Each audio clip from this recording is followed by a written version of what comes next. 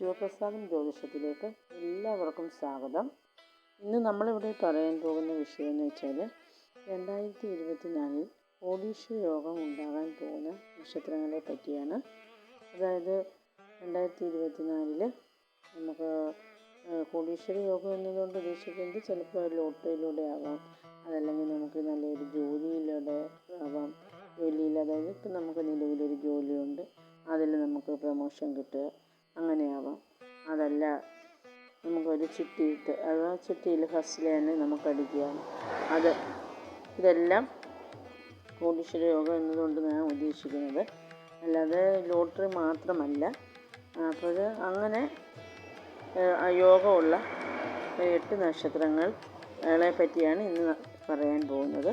അതായത് അശ്വതി, ഭരണി, കാർത്തിക, പുണർദം, മകയിരം, ആയില്യം, മകം. ഇത്രയും നക്ഷത്രങ്ങളാണ് 2024 കോടീശ്വര യോഗം അല്ലെങ്കിൽ ലോട്ടറി അടിക്കാനും ഒക്കെ ഭാഗ്യം ഉണ്ടാകുന്ന നക്ഷത്രങ്ങൾ.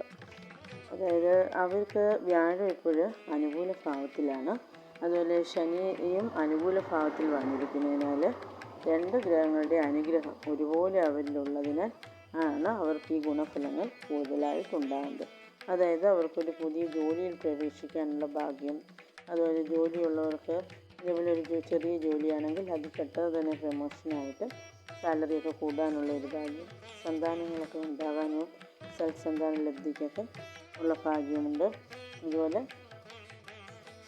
വിദേശ യാത്രയ്ക്ക് ഒരുങ്ങിയിരിക്കുന്നവർക്കാണ് വിദേശത്ത് നല്ല തൊഴിലവസരങ്ങളൊക്കെ കിട്ടാനുള്ള ഭാഗ്യം. ഇതെല്ലാം ഇതിൽ പറയുന്നുണ്ട് ഈ 8 നക്ഷത്രക്കാർക്ക്. അപ്പോൾ ഇത് നമുക്ക് ഈ ഭാഗ്യങ്ങൾ നമുക്ക് വ്യാഴം അനുകൂലതയിലാണ്. എന്നാൽ പോലും നമുക്ക് അത് ഫലത്തിൽ വരണമെന്നുണ്ടെങ്കിൽ കുറേ കൂടെ നമ്മൾ ഈശ്വരാധീനമൊക്കെ വർദ്ധിപ്പിക്കുക. ഈശ്വരാധീനം വർദ്ധിപ്പിക്കാൻ വേണ്ടി നമ്മൾ വ്യാഴഭഗവാന് പ്രത്യേകിച്ച് വ്യാഴാഴ്ച ദിവസം നല്ല വ്രതമായിട്ടിരിക്കാൻ ശ്രദ്ധിക്കുക. ഒക്കുമെങ്കിൽ നമ്മൾ അടുത്തുള്ള ശ്രീകൃഷ്ണ ക്ഷേത്രത്തിലോ അല്ലെങ്കിൽ വിഷ്ണു ഭഗവാന്റെ ക്ഷേത്രം ഉണ്ടെങ്കിൽ അവിടെ പോവുക, ദർശനം നടത്തുക, തുളസിമാല സമർപ്പിക്കുക, ഭഗവാനെ നോക്കുമെങ്കിൽ മഞ്ഞപ്പട്ട് സമർപ്പിക്കുക, അവിടെ നിന്ന് ഓം നമോ നാരായണായ 108 പ്രാവശ്യം ജപിക്കുക. അപ്പോൾ നമുക്ക് വരുന്ന ആ ഒരു ഭാഗ്യത്തിന് ചിലപ്പോൾ നമുക്ക് ഓരോ തടസ്സങ്ങൾ വരാമല്ലോ. ശത്രുദോഷം കൊണ്ടോ മറ്റേതെങ്കിലും തരത്തിലൊക്കെ തടസ്സങ്ങളുണ്ടാകുമെങ്കിൽ അതെല്ലാം ഭഗവാൻ നീക്കി നമുക്ക് ആ ഒരു ഭാഗ്യം നമ്മളിൽ എത്തിച്ചേരാൻ ഭഗവാനും നമ്മളെ കടാക്ഷിക്കുന്നതാണ്.